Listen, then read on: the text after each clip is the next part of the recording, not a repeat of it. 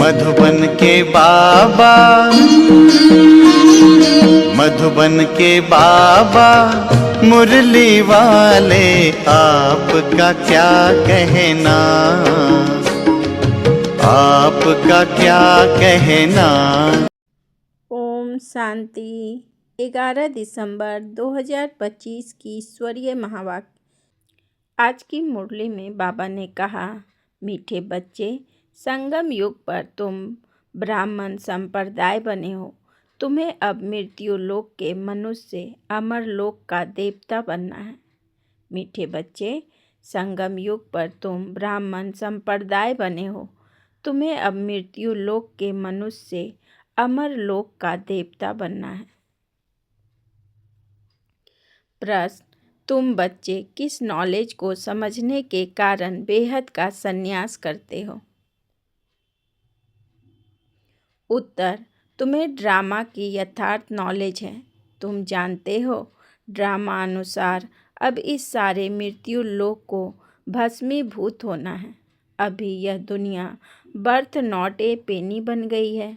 हमें birth pound बनाना है। इसमें जो कुछ होता है वह फिर हूबहू कल्प के बाद रिपीट होगा। इसलिए तुमने इस सारी दुनिया से बेहद का संन्यास किया है। गीत, आने वाले कल की तुम तकदीर हो। ओम शांति।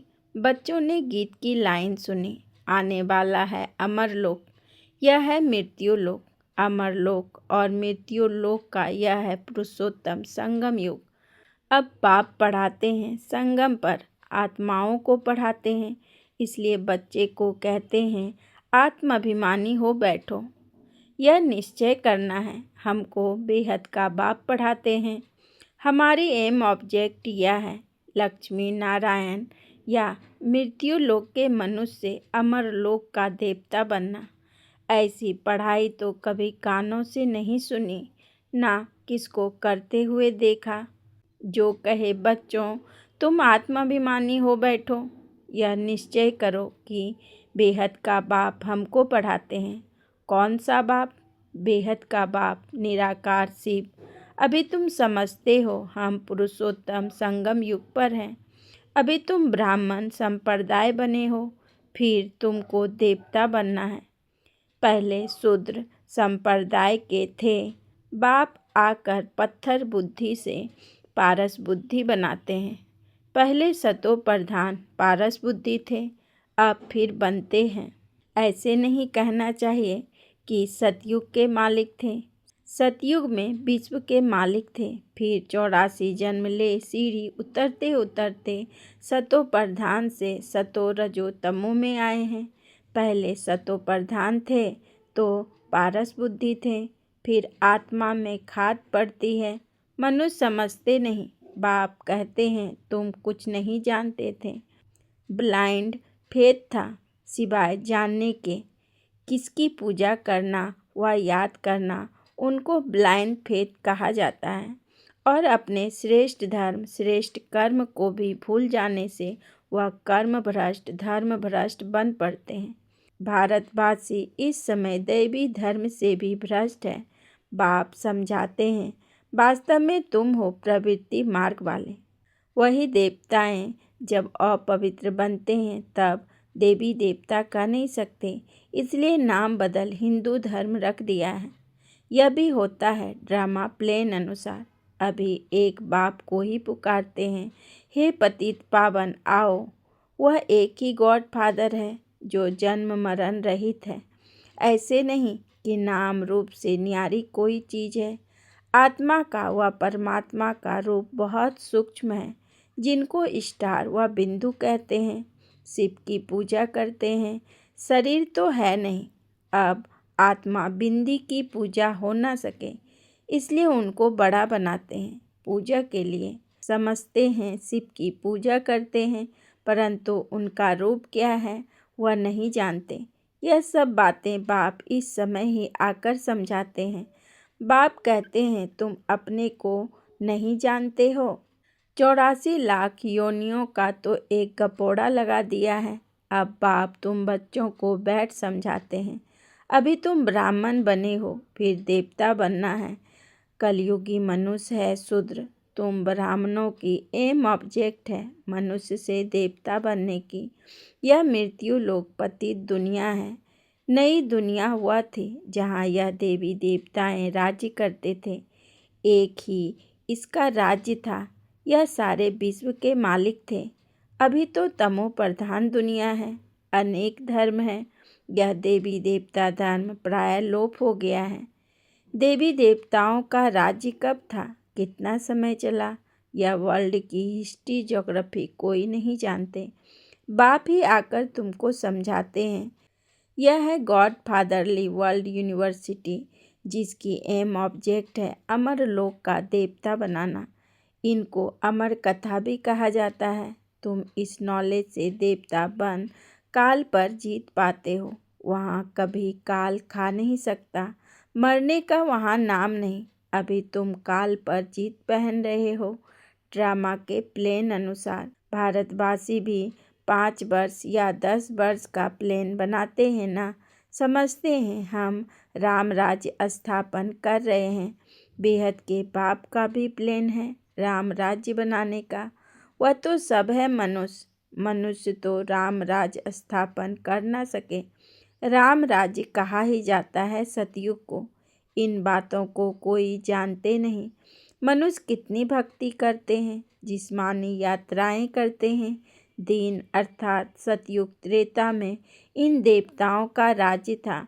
फिर रात में भक्ति मार्ग शुरू होता है। सतयुग में भक्ति नहीं होती। ज्ञान भक्ति वैराग्य यह बाप समझाते हैं। वैराग्य 2 प्रकार का है। एक है हठ योगी निर्वृत्ति मार्ग वालों का, वह घर बार छोड़ जंगल में जाते हैं। अब तुमको तो बेहद का संन्यास करना है, सारे मृत्यु लोक का। बाप कहते हैं यह सारी दुनिया भस्मीभूत होने वाली है। ड्रामा को बहुत अच्छी रीति समझना है। जो मिसल टिक टिक होती रहती है। जो कुछ होता है फिर कल 5000 वर्ष बाद हूबहू रिपीट होगा। इसको बहुत अच्छी रीति समझकर बेहद का संन्यास करना है। समझो कोई विलायत जाते हैं, कहेंगे वहाँ हम यह नॉलेज पढ़ सकते हैं। बाप कहते हैं हाँ, कहाँ भी बैठ तुम पढ़ सकते हो। इसमें पहले 7 रोज का कोर्स लेना पड़ता है। वह बहुत सहज है। आत्मा को सिर्फ यह समझाना होता है हम सतो प्रधान विश्व के मालिक थे, तब सतो प्रधान थे, अब तमो प्रधान बन गए हैं। 84 जन्मों में बिल्कुल ही बर्थ नॉट ए पेनी बन पड़े हैं। अब फिर हम पाउंड कैसे बने। अब कलयुग है, फिर जरूर सतयुग होना है। बाप कितना सिंपल समझाते हैं। 7 दिन का कोर्स समझना है कैसे हम सतो प्रधान से तमो प्रधान बने हैं। काम चिता पर बैठ तमो प्रधान बने हैं। अब फिर ज्ञान चिता पर बैठ सतो प्रधान बनना है। वर्ल्ड की हिस्ट्री ज्योग्राफी रिपीट होती है, चक्र फिरता है ना। अभी है संगम युग, फिर सतयुग होगा। अभी हम कलयुगी विशेष बने हैं, सो फिर सतयुगी वाइसलेस कैसे बने। उसके लिए बाप रास्ता बताते हैं, पुकारते भी हैं हमारे में कोई गुण नहीं। अब हमको ऐसा गुणवान बनाओ जो कल्प पहले बने थे उन्हों को ही फिर बनना है। बाप समझाते हैं पहले पहले तो अपने को आत्मा समझो। आत्मा ही एक शरीर छोड़ दूसरा लेती है। अभी तुमको देही अभिमानी बनना है। अभी ही तुम्हें देही अभिमानी बनने की शिक्षा मिलती है। ऐसे नहीं तुम सदैव देही अभिमानी रहेंगे, नहीं। सतयुग में तो नाम शरीर के रहते हैं। लक्ष्मी नारायण के नाम पर ही सारी कारोबार चलती है। अभी यह है संगम युग, जबकि बाप समझाते हैं तुम नंगे अशरीरी आए थे, फिर अशरीरी बन वापस जाना है। अपने को आत्मा समझ बाप को याद करो। यह है रूहानी यात्रा।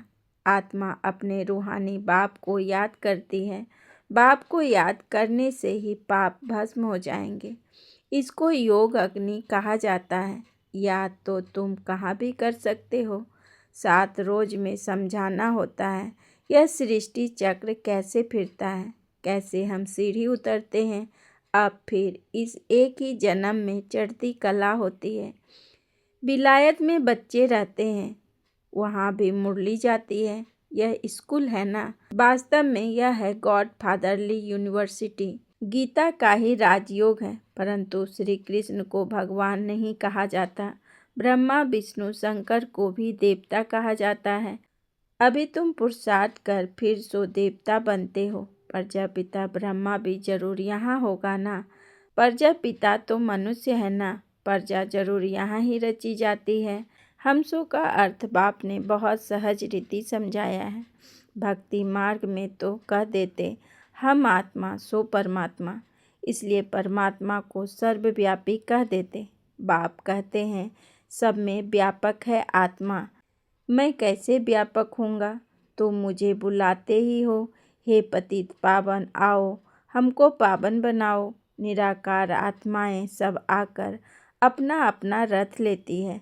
हर एक अकाल मूर्त आत्मा का तख्त है। यह तख्त कहो अथवा रथ कहो, बाप को तो रथ है नहीं, वह निराकार ही गाया जाता है।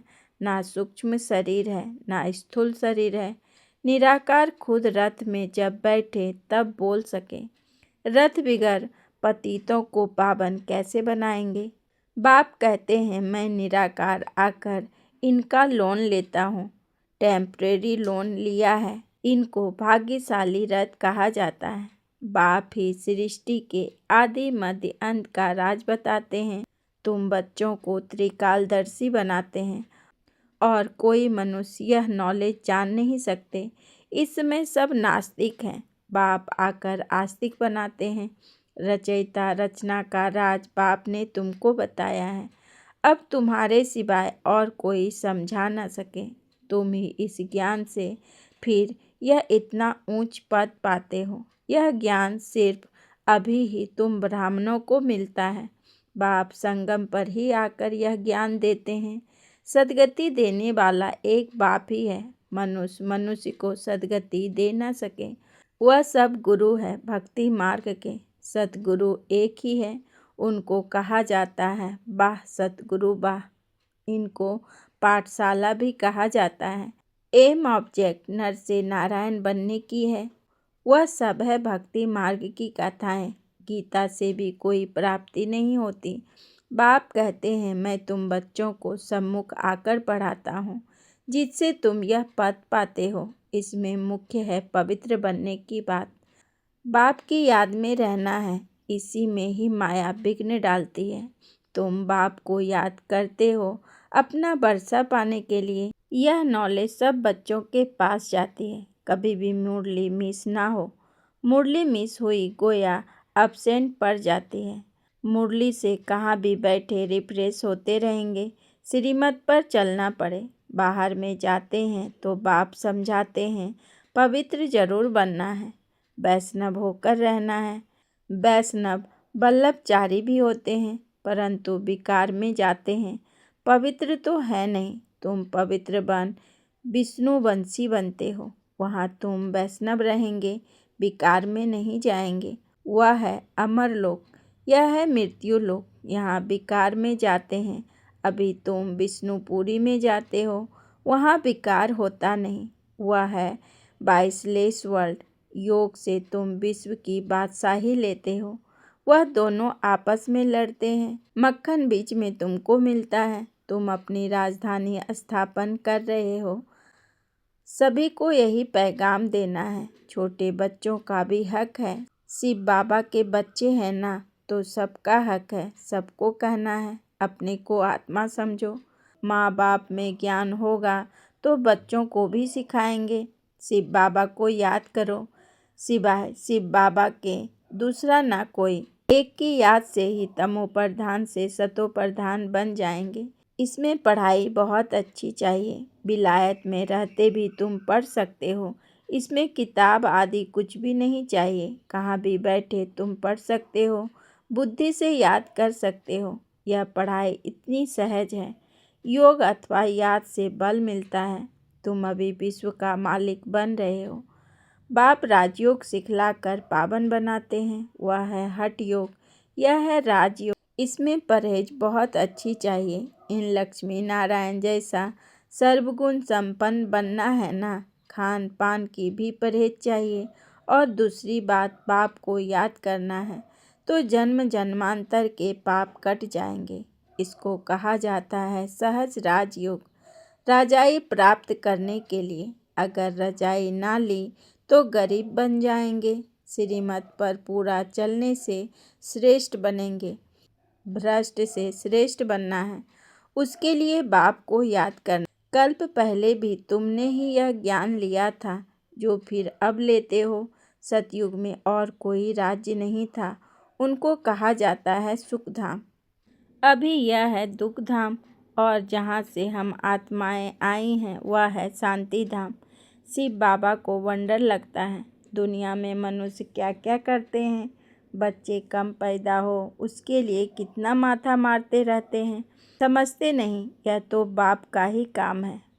बाप झट एक धर्म की स्थापना कर बाकी सब अनेक धर्मों का विनाश कर देते हैं एक धक से। वो लोग कितनी दवाइयाँ आदि निकालते हैं पैदाइश कम करने के लिए।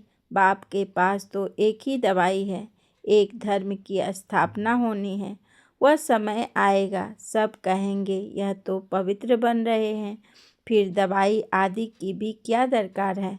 तुमको बाबा ने ऐसी दवाई दी है मन मना भव की, जिससे तुम 21 जन्मों के लिए पवित्र बन जाते हो।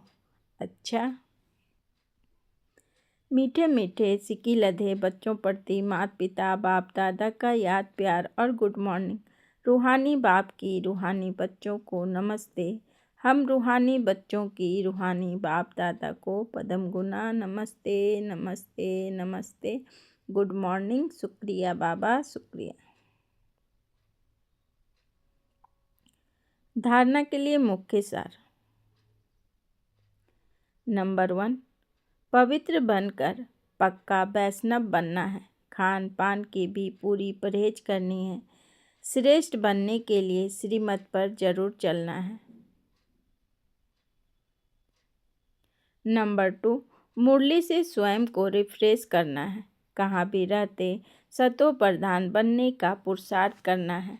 मुरली एक भी दिन मिस नहीं करनी है। वरदान, स्व कल्याण के प्रत्यक्ष प्रमाण द्वारा विश्व कल्याण की सेवा में सदा सफलता मूर्त भव। विस्तार में बाबा ने कहा, जैसे आजकल शारीरिक रोग हार्ट फेल का ज़्यादा है, वैसे आध्यात्मिक उन्नति में दिल शिकस्त का रोग ज़्यादा है। ऐसी दिल शिकस्त आत्माओं में प्रैक्टिकल परिवर्तन देखने से ही हिम्मत व शक्ति आ सकती है। सुना बहुत है, अब देखना चाहते हैं। प्रमाण द्वारा परिवर्तन चाहते हैं तो विश्व कल्याण के लिए स्व कल्याण पहले सैंपल रूप में दिखाओ। विश्व कल्याण की सेवा में सफलता मूर्त बनने का साधन ही है प्रत्यक्ष प्रमाण। इससे ही बाप की प्रत्यक्षता होगी। जो बोलते हो वह अपने स्वरूप में प्रैक्टिकल दिखाई दे तब मानेंगे। स्लोगन, दूसरे के विचारों को अपने विचारों से मिलाना, यही है रिगार्ड देना। दूसरे के विचारों को अपने विचारों से मिलाना, यही है रिगार्ड देना।